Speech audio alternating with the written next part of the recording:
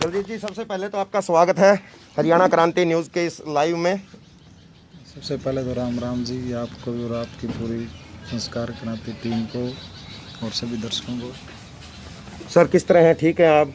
हाँ बिल्कुल ठीक ठाक। हाँ जी, फर्स्ट सबसे क्लास। पहले मैं ये पूछूंगा, आपकी पैरोल कब हुई है? कब से आप अभी घर आए हुए हैं? मैं 23 मार्च से लगातार पैरोल पर हूँ और अगले 40 दिन तक और पैरोल पर बाहर हूँ। अभी आपने एक मुहिम चलाई हुई है, सबसे पहले उसके बारे में थोड़ा सा हमें बताइए। देखिए, हमने एक ट्रस्ट का निर्माण किया था जिसका नाम सोशल जस्टिस फाउंडेशन है और जेल से बाहर आने के बाद हमने पहली बार सोशल जस्टिस फाउंडेशन के बैनर तले झांसी शहर में एक लंगर चलाया जो लगातार 52 दिन चलाया गया। उसके बाद प्रशासन ने कहा कि अब लंगर की ज़रूरत ख़त्म हो चुकी है, अब बंद कर लो, तो हमने बंद कर दिया। उसके बाद हमने पूरे प्रदेश में भाईचारा जोड़ो और जात पात के जो जहर हमारे समाज में घुड़ा हुआ है उसे कम करने का कोशिश हम लगातार किए हुए हैं। सर, जो सवाल मैं ये पूछूंगा आपसे कि जो जाट आरक्षण का मामला चला था, उसके बाद अभी आप पे कितने केस लगे थे? टोटल कितने दिन आप जेल में रहे हैं? किस तरह की वहाँ पे दिक्कतें आई? एक मोटा सा दर्शकों को बताइए। देखिए जी, जाट आरक्षण के दौरान 24 मुकदमों में आरोपी बनाया गया था मुझे, जिसमें से 22 मुकदमों में जिला स्तरीय कोर्टों ने मुझे बरी कर दिया। उसके बाद जिला कोर्ट में 2 मुकदमों की सुनवाई के दौरान मुझे सज़ा कोर्टों ने दी, जिसमें एक मुकदमे में 5 साल की सरकारी मुकदमा है रोड जाम करने का। उसके अलावा एक मुकदमे में नेचुरल डेथ यानी अंतिम सांस तक जेल में रहने की सज़ा मुझे मिली, जो फिलहाल दोनों मुकदमे चंडीगढ़ हरियाणा हाई कोर्ट में लंबित हैं। वहाँ मैंने अपील कर दी थी, अपील को हाई कोर्ट ने मंजूरी दे दी। और रही बात जेल की, देखो जेल में जब आदमी चला जाओ तो दिखते हैं जेल वाले को के साथ साथ उसके परिवार को 10 गुना ज़्यादा होती है, क्योंकि मैं तो वही जेल में चला गया वहाँ ठीक है, अपना टाइम पर खा लिया, सो लिया, पी लिया, कर तो कुछ सकते नहीं। हाँ, सोच सका, हाँ परिवार के लोग कैसे हैं, क्या है, क्या कर रहे हैं, क्या नहीं, क्या समस्या चल रही है। हाथ पैर तो क्या कर रहे हैं, मार के कांधा के बेसन टक्कर मार लो। हाँ, समस्याएं ज़्यादा है कि समस्या तो आप इतनी सोच सको। वह 3 महीने तो मैं घर पे लड़की थी अपना गुड्डियाँ हो रही थी तो उसको छोड़ के गया था। जब वापस आया 3.5 साल में पहली छुट्टी निकली थी तो वो पछाड़ने से भी मना कर गई, तो पछाड़े कैसे भी 3 महीने की तो पूरी थी। तो जल्दी जो ये हालात बने, क्या कारण आप मानते हो इनके पीछे? और आपके साथ कितने साथी और थे? कहाँ तक आपका कितना रोल था? इन चीज़ों को लेके भी आप दर्शकों को बताइए। देखो जी, बात जहाँ तक रोल की है तो रोल तो हर आदमी का बराबर रहेगा था, क्योंकि हर आदमी समाज से जुड़ा हुआ था। वो अपने समाज के लिए हर इंसान बाहर आता। जब पूरा समाज रोड पे बैठा है तो हम घर पे क्यों बैठेंगे, हम भी रोड पे बैठेंगे। हाँ, रही बात उपद्रव वाली, उपद्रव में हर बच्चे को पता है, पूरे प्रशासन को पता है, पूरी सरकार को पता है। वो उपद्रव में कहीं भी दलजीत का हाथ नहीं था, ना दलजीत कहीं मौके पे पहुंचा। वो तो सबको पता है, एक साजिश के तहत राजनीतिक के शिकार हुए हैं और फंसाया गया है। क्योंकि हमने तो कहीं आज तक भड़काऊ बयानबाजी भी नहीं की कभी। अब की बात तो क्या है, हमने पहले भी, आज के नहीं है, प्रिंट मीडिया हो या टीवी मीडिया हो, कहीं भी हमने कोई भड़काऊ भाषण भी जारी नहीं किया। तो ये तो एक सरासरी दिखने वाली बात थी कि शादी से हमारे साथ तो ये जो भी किया आज तक अच्छा ही किया, चाहे वो नशा मुक्ति अभियान छेड़े हो, चाहे प्रदेश में हिंदू जागो अभियान छेड़े हो। आज फिर हम भाईचारे का अभियान इसलिए छेड़ रहे हैं ताकि कहीं ना कहीं जहां हमारे समाज को जाति पाति के जहर में घोला जा रहा है, हम अपने समाज को, अपने भाइयों को उससे बाहर निकालें और एक अच्छे और सभ्य समाज का निर्माण करें। हम चाहते हैं जैसा हमारा हरियाणा पहले था, जब लोग मिसाल देते थे कि हरियाणा में ऐसा भाईचारा है और ऐसा खाना पीना है, विदेशों तक मिसाल दी जाती थी, आज वो सारी चीज़ खराब होती जा रही है। आज हमारी वापस वही कोशिश है कि हम अपने साथियों की मदद से, अपने भाइयों की मदद से उस भाईचारे को और उस खाने पीने की समस्याओं को बहाल कर सकें। दलजीत, आपके जो साथी हैं या पूरे हरियाणा से अभी भी कितने लोग हैं जो शामिल थे या नहीं थे, जो जेल गए? कितने अभी बाहर आ चुके हैं? कितने लोग हैं जो अभी अंदर हैं, जिनके लिए अभी लड़ाई आपकी चल रही है? देखो, फिलहाल तकरीबन बच्चे जमानतों पर बाहर हैं, फिलहाल केस चल रहे हैं अभी? हाँ केस चल रहे हैं कोर्टों में, लेकिन वो जमानतों पर है, अंडर ट्रायल मुकदमे हैं फिलहाल। कई बच्चों में जैसे तो शाम से हैं 20 के करीब सज़ा हो चुकी है। कुछ हमारे पड़ोस के गांव से भी हैं, कुछ भिवानी के बामला गांव की तरफ से भी हैं, कुछ करनाल साइड में भी हैं, कुछ रोहतक से भी हैं। जो बच्चे फिलहाल सज़ा हो चुकी है निचली कोर्टों से, ऊपरली कोर्टों में मुकदमे विचाराधीन है। और फिलहाल जो जेल में है, तो जेल में फिलहाल 6 बच्चे हैं। एक तो 3 बच्चे तो मेरे साथ हैं नेचुरल डेथ वाले मुकदमे में, जो अभी तक चल में तो छुट्टी आ गए और 2 तो छुट्टी भी नहीं आए हैं।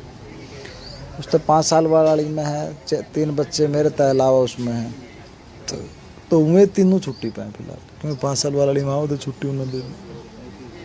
बाकी तकरीबन जितने भी हैं सारे बेल पे हैं। तकरीबन आगे मुकदमे डिसीजन आप आ चुके हैं। अगले 6 महीना में कई मुकदमे में और सज़ा होने के चांस फिलहाल हैं। दलजीत, तमाम राजनीतिक पार्टियों ने भी दावे किए थे और कोशिश भी की। सरकार का आप कैसा रवैया देखते आ रहे हो? जो केसेस आप अभी लड़ रहे हो, कैसा देखो जी, एक स्पष्ट ही बात है, सरकार ने 2016 में भी समाज की सभी मांगों की मानी गई थी, लेकिन उसके बाद सरकार ने कोई पहल नहीं की। 2017 में फिर आंदोलन हुआ, तो उस टाइम सरकार ने दिल्ली में भी प्रेस कॉन्फ्रेंस की कि हम जल्द से जल्द इन मुकदमों का निपटारा कर देंगे। लगातार मीटिंगें भी हुई, लेकिन आज तक एक भी मुकदमा वापस नहीं हुआ। लेकिन इसका बार बार सरकार के द्वारा जिक्र किया गया, धरातल पे इस पे काम नहीं हो सका किसी। जिक्र करना, एक बात बताओ, जो मुकदमे वापस लेने हो तो उसका जिक्र क्या करना है? सरकार का आधा घंटा का काम है, अपने मीटिंग बुलाओ मंत्रिमंडल की या विधानसभा में ले जाना तो वहाँ ले जाओ। सभी मुकदमे आज तक खारिज हुए हैं। योगी सरकार ने, हालांकि ये तो आंदोलन के मुकदमे हैं जो सदा वापस हुए हैं, अपने पूरे भारत के इतिहास में वापस हुए हैं। पर्सनली मुकदमे योगी सरकार ने यूपी में मुजफ्फरनगर दंगे थे, हुए दंगा के 16/302 के मुकदमे वापस ले लिए, पिछले साल लिए हैं। तो बल्कि अब 7-8 दिन पहले हाईकोर्ट की टिप्पणी आ रही थी यूपी हाईकोर्ट की राजा भैया पर। उन्होंने कहा कि बाप राजा भैया के पर्सनल मुकदमे वापस क्यों ले रहे हो? यानी इसका मतलब राजा भैया के पर्सनल मुकदमे वापस ले लिए गए हैं।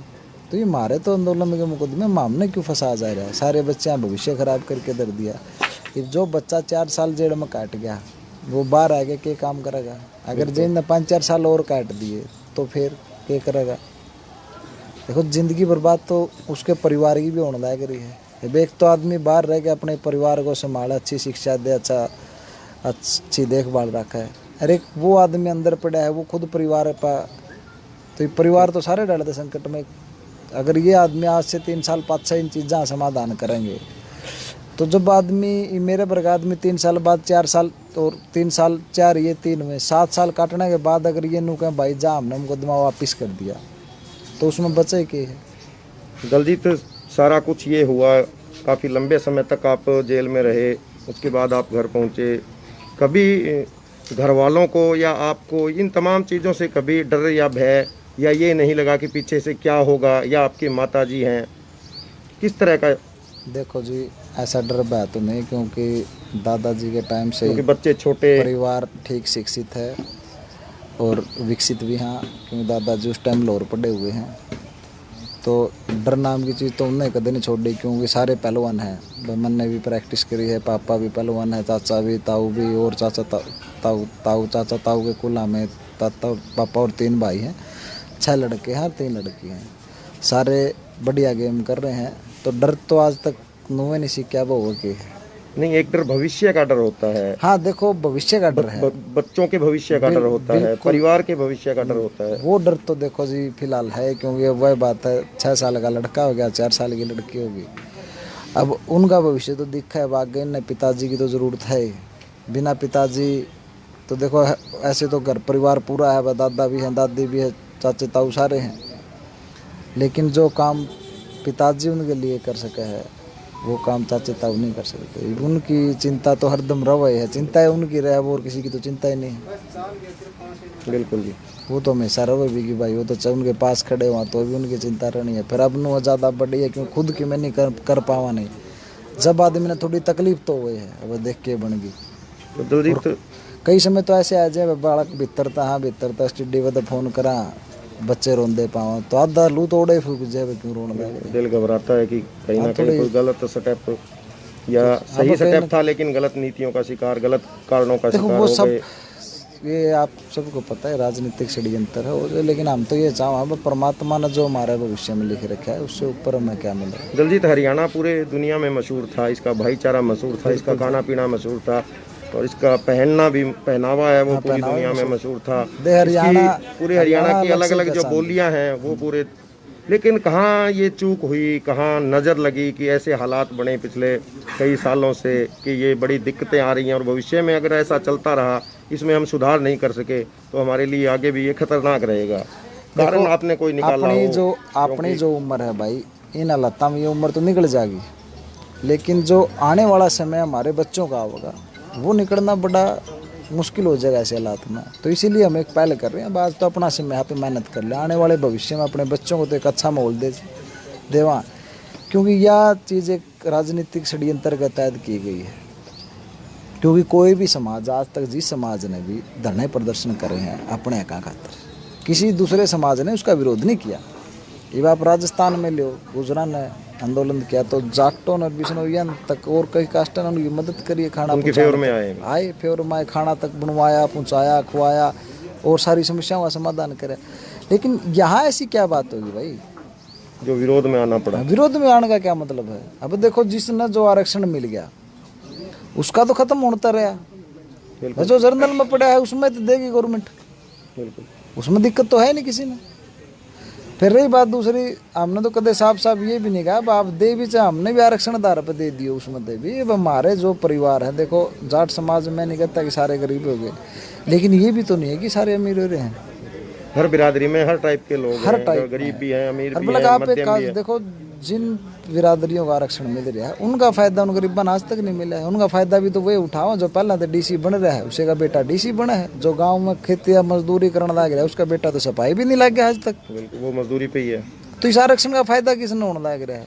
फायदा भी तो वही पढ़े लिखे लोग ला। हम तो लग ये कहते हैं इन एक ऐसी व्यवस्था बनानी चाहिए, अगर आपने आज आरक्षण मिल गया वो भी जब मिले जब आप इसके लायक हों। आपके मिलने के बाद आपकी पूरी फैमिली का, आपके बच्चे का आरक्षण बंद, वो जब कभी मिलेगा जब आपके बच्चा ने नू लगे गवर्नमेंट में हालात पैदा हो जाए। देखो, नहीं तो फिर एक बात, आज मन ने मिल गया, कल ने मेरे बेटा ने मिल गया, कल ने उसके बेटा ने मिल गया, तो आरक्षण का फायदा हम उठा के वो जिसके लिए, देखो आरक्षण किस लिए बनाया गया है? आरक्षण बनाया भी तो इसलिए गया है जो लोग गरीब हो चुके हैं उनकी मदद की जाए, जो मुख्य धारा से कट चुके हैं, मुख्य धारा में वापस समाज में लेकर आए, उन्हें इसलिए बनाया गया है। जब उन चीज़ों का फायदा नहीं हो रहा तो फिर इसका फायदा क्या है? तो अभी क्या उम्मीदें हैं आपको? जो आरक्षण के लेके लड़ाई चली थी उसका क्या कभी निचोड़ निकलेगा कोई? जो आप अभी जो बता रहे हो कि इस तरह का सिस्टम हो, क्या उम्मीदें हैं कभी बन सकता है? बिल्कुल जी, देखो सिस्टम तो कोई भी गवर्नमेंट को बनाना पड़ेगा, ये नहीं बनाओगे तो अगले बना देंगे, और नहीं बनाओगे तो क्या कर रहे हैं, जो युवा भाईचारा है या हमारा समाज है, हमारा प्रदेश के लोग हैं, जब इनका समझ में आ जाएगी ये अपना बनवा लेंगे। और बनाना तो पड़ेगा जब किसी समाज ने मांग उठा रखी है। आज उस मांग को लगातार 11 साल बीत चुके हैं और उसके बाद उस चीज़ का समाधान नहीं हो रहा है, तो क्या करें? 13 साल में तो कुरड़ी की बोर्ड आई थी, 12 साल। हाँ, तो कदे न कदे तो भाई जाट समाज की भी बोर्डेगी, समाधान तो करना ही पड़ेगा सरकार ने। बंदों थोड़ी उछल कूद ज़्यादा करा लेंगे, करना तो पड़ेगा। दलजीत, हरियाणा में अभी गठबंधन की सरकार बनी है, मुख्यमंत्री मनोहर लाल खट्टर के नेतृत्व में, और गठबंधन सहयोगी जजपा डिप्टी सीएम दुष्यंत चौटाला बने हैं। बिल्कुल। तो भी दूसरा टेन्योर चल रहा है, क्या उम्मीदें हैं सरकार से? कुछ उम्मीदें हैं, दुष्यंत से कुछ उम्मीदें हैं? देखो, जिस टाइम दुष्यंत सरकार में गया था उस टाइम दुष्यंत से काफ़ी उम्मीदें थी। उसके दौरान मुलाकात भी हुई है, सामाजिक संगठनों की भी हुई है, पंचायतों की भी हुई है, मैं खुद भी मुलाकात में शामिल रहा हूँ।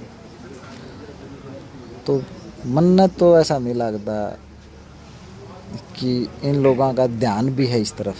अब भैया एक पूरे प्रदेश की बड़ी समस्या है, इसका निपटान किया जाए, क्योंकि मेरा मानना, जहाँ तक मन ने राजनीतिक आदमियों की सोच देख के, कई आदमी तो मिला हूँ मैं, दुष्यंत तो अकेला नहीं है और बहुत से लीडर हैं। हाँ, बहुत से लीडर तो मिला हूँ, तो उनकी देख के सोच है मुद्दा जिंदा रहना चाहिए।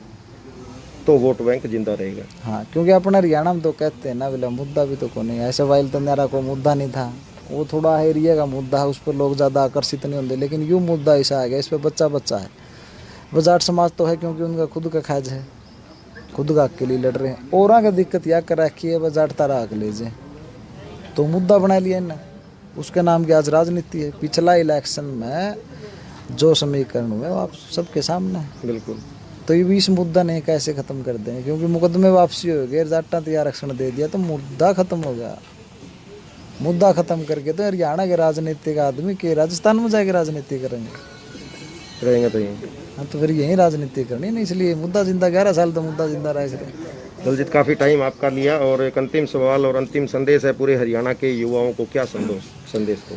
देखो भाई, मैं आपके माध्यम से और आपके चैनल के माध्यम से मेरे सभी नौजवान युवा साथियों को हाथ जोड़ के अपील करना चाहता हूँ कि आज युवा का टाइम है और आप सभी मेरे युवा साथी अपने घरों से बाहर निकलें और अपने गली और मोहल्ले में एक सभ्य समाज का निर्माण करें, जिसमें किसी भी जातिवाद का कोई भेदभाव ना हो।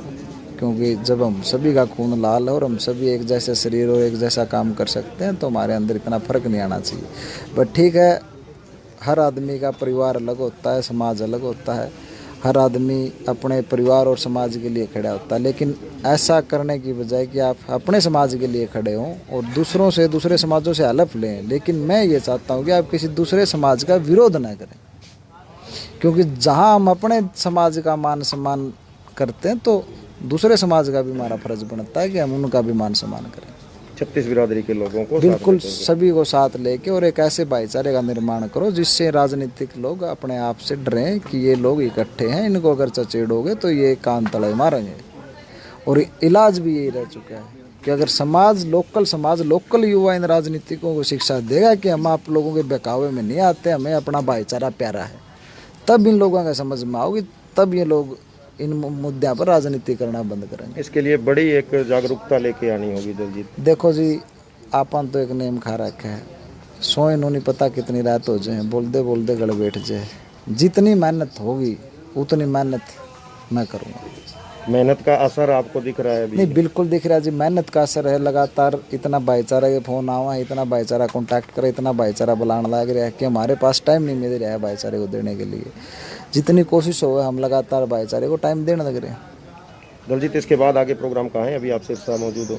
अब सिरसा के गोरीवाड़ा गांव में प्रोग्राम है, उसके बाद फिर 1-2 गांव और है, वहाँ प्रोग्राम है। पहले आदमपुर के 2 गांव सदलपुर और चूड़ी गांव में प्रोग्राम करके आए और अब यहाँ आए थे। अब इसके बाद जस्ट जाट धर्मशाला सिरसा में है, उसके बाद गोरीवाड़ा। बहुत बहुत धन्यवाद आपका, शुक्रिया हमें टाइम दिया। ये आप सुन रहे थे और तमाम मुद्दों को लेके हमने इनसे चर्चा की और काफ़ी बड़ी बातें इन्होंने कही हैं तमाम समाज के लोगों को, सरकारों को, और इन्होंने कुछ ऐसे खुलासे भी किए हैं किस तरह सरकारें काम कर रही हैं, किस तरह से ये नेता लोग काम कर रहे हैं, किस तरह से आज का युवा काम कर रहा है और किस तरह से आगे हमें काम करना होगा। इन तमाम बातों को लेकर के इन्होंने कई खुलासे किए, अपने पारिवारिक इन्होंने बताई, जेल की बातें बताई और किस तरह की दिक्कतें आई, कहाँ से कैसे समय बदला। 24 मुकदमे इन पे लगे थे जाट आरक्षण के दौरान और अभी ये 22 मुकदमों में लगभग बरी हैं। 2 मुकदमे इन पे अभी बाकी हैं। हम इनके अच्छे भविष्य की कामना करते हैं कि जो लोग और अभी कुछ लोग अंदर जो हैं वो भी बाहर निकलें और कुछ सरकारें उनके लिए इंतजाम करें कि इनका भी भविष्य सुरक्षित हो। आप तमाम साथी जो लाइव जुड़े हैं इस वक्त, आप सभी का फिर से धन्यवाद। जो साथी जुड़े या जो साथी इस वीडियो को देखें, आप ज़्यादा से ज़्यादा शेयर करें। हरियाणा क्रांति न्यूज़ लाइव पे इस वक्त आप देख रहे हो, दलजीत सिहाग हमारे साथ जुड़े थे लाइव। आप तमाम साथियों का फिर से दिल से धन्यवाद और हमारे चैनल हरियाणा क्रांति न्यूज़ को आप यूट्यूब पे भी सब्सक्राइब करें और फेसबुक पे इस पेज को ज़्यादा से ज़्यादा लाइक करें। आप तमाम साथियों का फिर से धन्यवाद। जय हिंद, जय भारत।